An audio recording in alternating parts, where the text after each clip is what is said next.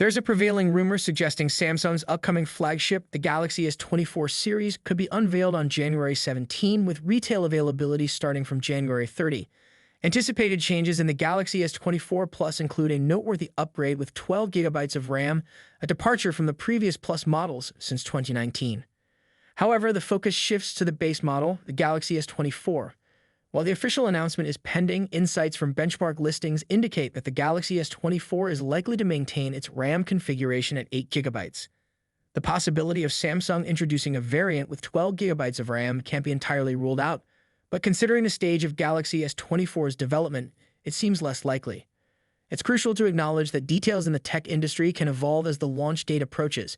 Therefore, it's advised to approach expectations cautiously, especially for those hoping for increased RAM on the smallest Galaxy S24 model. As the unveiling date nears, any alterations or confirmations to these specifications will become clearer.